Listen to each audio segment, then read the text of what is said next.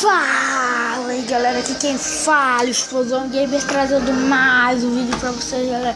E dessa vez, galera, eu tô trazendo aqui um jogo diferente. Aqui no canal. E o nome dele é Zig Zag. Então bora aqui pra vocês verem como que é exatamente. O jogo é meio pra você se equilibrar.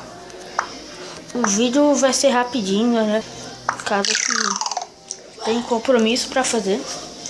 Então, galera, é assim: 1, 2, 3. Mas eu sou uma bosta, cara. Eu sou uma bosta. A bateria tá acabando, 15%. Vai. Ó. Peguei 1, peguei 2, peguei 3. Tem que ser rápido, velho. Já consegui 28, não sei como. Não, era pra fazer a curva e depois fazer a outra. Vai. Vai. Ai, mano. Que droga. Vai. Nossa, eu peguei 2. E galera, mano, fique ligado.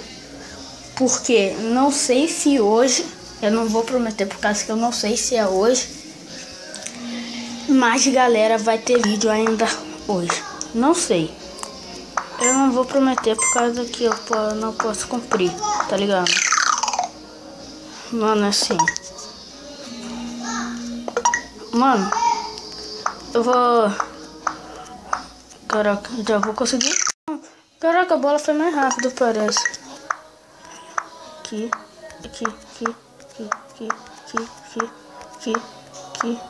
Nossa, eu vou conseguir. Nossa, sou bom. Nossa, tô conseguindo.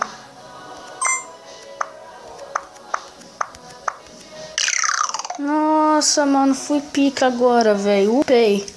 Mano, foi muito bom. Mas, galera, esse daqui foi meio que o vídeo de hoje. De agora. E, galera, eu peço pra vocês deixarem seu gostei. Divulgar isso aí pros meus amigos teus, pro canal.